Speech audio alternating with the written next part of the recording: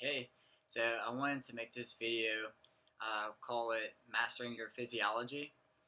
And in this video, I want to explain the best ways to go to sleep, wake up, warm up for your day, focusing on exactly what you want to do and have your physiology match that.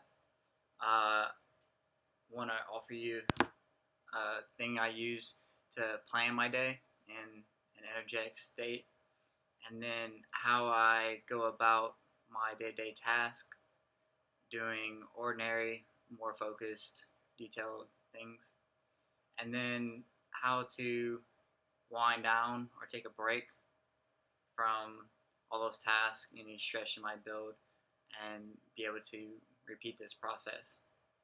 So, with going to bed and waking up, a common yoga technique is called breath of fire, and the idea is to breathe in through your right nostril. And in doing this, you will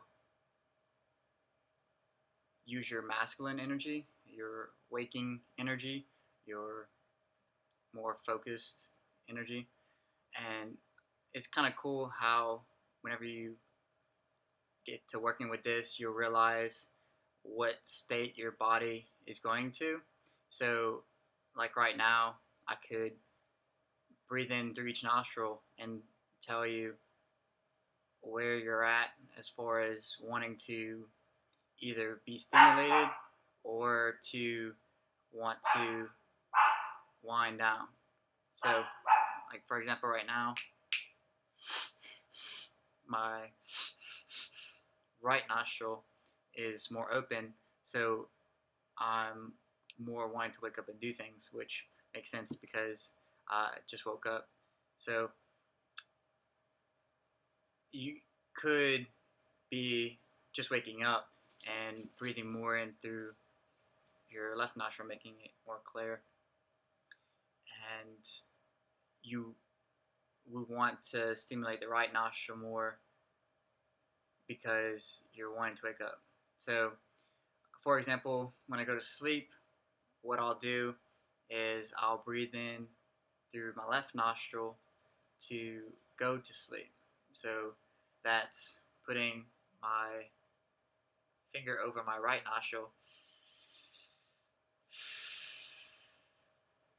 and taking deep, slow breaths into my left nostril. So that helps relax me. It shows that I want my body to be in a more relaxing state, and that'll help you go to sleep. Then to wake up, you want to do the breath of fire, which is rapid breathing through the nose in the right nostril. So, and you're breathing in through your stomach. Whenever you're trying to go to sleep and relax, it's more through your chest. So that's just a technique that you can use to hone in on your energy, whether you want to decrease it to wind down, relax and go to sleep, or you want to wake it up. Whenever you're waking up, some tips would be to use your extremities first. So you have the most nerve fibers at the tips of your fingers and limbs. So you can use your hand and just move it really fast. It could be right, left, either one works. You can use your feet, which I find best. You just sort of tap with your ankles or just shake it like your leg. But you have this rapid movement that you're building this energy, if you will, using your limbs. It's kind of like if you've ever been in sleep paralysis where you feel like you are awake but your body's asleep and you can't move. They recommend that you use your limbs to get your body awake. And once you're awake, you want to have some water by your bed. So what I actually do is the night before, I'll have some warm water ready. It becomes room temperature by the time you wake up, but room temperature is fine. Or if you just naturally have room temperature water, is fine too. But having more of warm water when you wake up is better than cold water, I found, because it circulates your blood better. It's better for circulation. You can YouTube these claims, but they recommend that after you use the room temperature water to wake up, I actually put like a glass of water, 8 ounces, just a normal glass, in the microwave for, I'd use a glass cup in the microwave for a minute to make it warm, like the heat of drinking tea or coffee. And then I'll put Himalayan pink salt in it, or you can use sea salt. Either one works just fine. Once you have that, you drink it in the morning, and the salt will help you use more of your body's own energy. And if you're into intermittent fasting, I've found it to be really effective. And that's a whole other talk, getting into that. But definitely use warm salt water in the morning. It definitely helps wake your body up. Your body uses all those electrolytes to do all of its stimulating, circulating. And then once you have your energized state, or wake, you're actually awake, so you go to your energetic state. So what I do is I just go in the bathroom and I play something that resonates with what I have to do. So, and how I'm feeling. For example, if I have a work day ahead of me, I'll wake up and I'll do something that is very motivated and driven. For example, I like the song Hero from Skillet, because that's the main archetype, if you will, that I'm using in my life. It's something that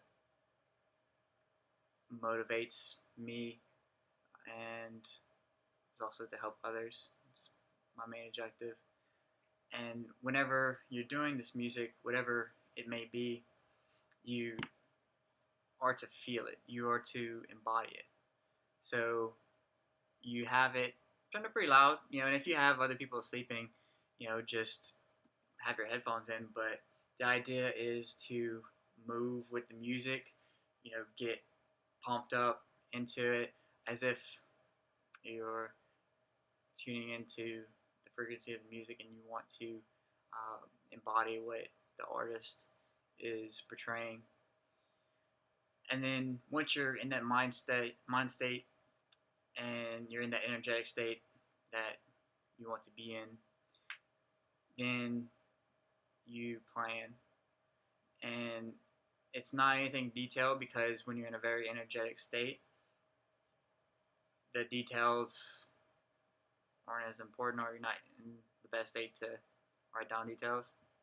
So you just put down the 4 to 5 things that you want to get done today, and then you go about your day. So you're going to slowly decrease in energy and do more focused things like driving, paperwork, making calls, what have you.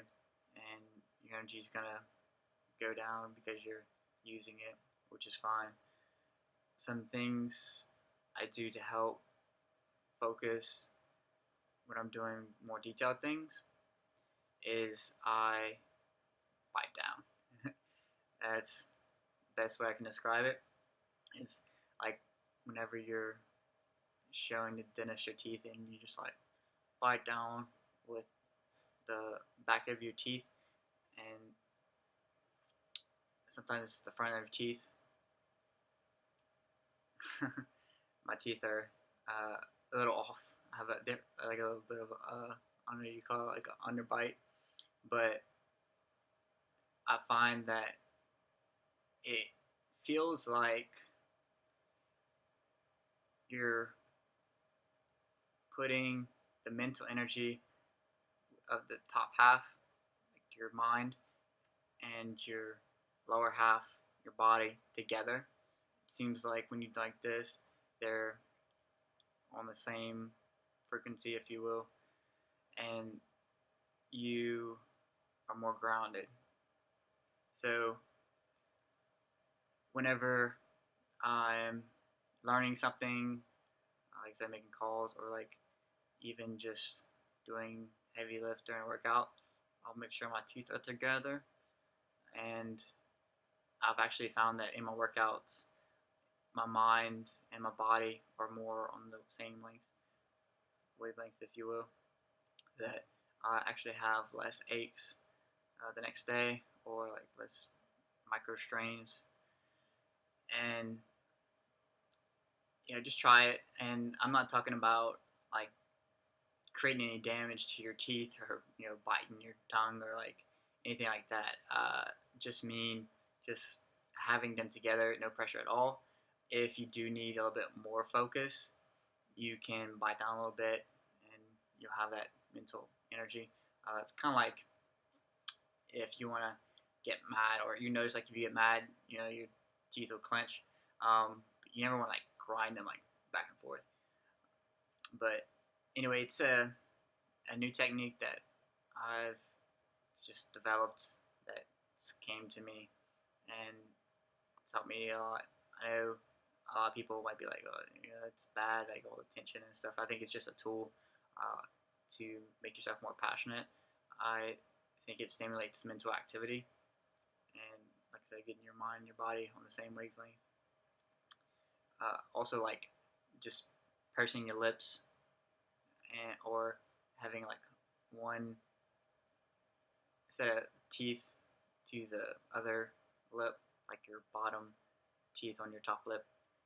You'll notice you have more focus, because sometimes when you find yourself in a really focused thing, like say you're playing like a video game, or shooting a basketball or something, like sometimes you just like bite your tongue, and what that's doing is just creating focus and anticipation and all that stuff. So you do it on a normal basis, but maybe don't realize it. But starting the technique before it comes to that point will save you a lot of stress. And I've been able to eliminate a lot of stress in my day-to-day activity because of this technique. It seems like the way most people do it is their mind wants to do certain things, and their body doesn't want to do that thing, like work. So it seems like having that connection by having your teeth together, it puts your mind and body in the same length. So like, for example, if you need to work but you don't want to, you just bite down a little bit. Kind of like they say, like, bite the bullet. Well, that's essentially what you're doing. So you're tuning up your body, because that's gonna stimulate your mental activity. And if you do it long and hard enough, you can become very angry or passionate, depending on like your mentality behind it. But it can drive a lot of mental focus. So, anyways, I just wanted to illustrate that point really well, because a lot of people will be like, "Oh, that's bad for you," and everything. Is just a tool. And then whenever you're doing your detailed focus things, I like to have my left hand on my head, because your left hand, or just your left side of your body in general, is connected to your right brain, which the top part of your right brain is more geared toward emotions. And I know the brain's much more complicated than that, and there's a lot more that goes into it, but just for simplicity's sake, you can take any cognitive level body course, and they'll tell you the right side of your body is connected to the left side of your brain, yada yada. But doing more detailed things, I'll use my right hand and have my left hand on my head, just because that way I'm giving energy to my head. So you naturally do this, and this is just something to watch your philosophy. Watch your physiology, and notice what you do, and you'll have your philosophy behind it. But you'll notice whenever you really focus in on your body and what you're doing and why you're doing it, that you're doing a lot of these things subconsciously. So whenever you feel like your brain is having a lot of activity, like you've been doing something focused for a long time, you just rub your hands over your head, and that's because you're putting energy into the area that's got a lot of tension, and you're wanting to relieve that tension. So it's like whenever you finish a long report or what have you, you like rub your front of your head. Well, just imagine doing it before you have to get to that point, or you can still do it, but you don't have to go through a lot of the mental anguish, if you will, to be able to make yourself do that full report. You can start to relieve some of that tension throughout, and it just helps your body be stimulated and destimulated and moving energy where you need it to be by yourself in a more focused, intentional way. It's a lot like Tony Robbins' peak state, where you get really pumped up, you get in your best state, and then you go do what you gotta do. It's kind of similar to that, except more of a honed in way. If you can imagine the peak state being like you're driving a car and you're mashing on the gas and then coasting, and mashing on the gas and coasting. It's pretty much what you do, which could be very hard on the car. Or like if you're running a race, like you're not gonna take off sprinting and then like walk and then take off to sprinting until you get tired and start walking. Like you you find a pace, and you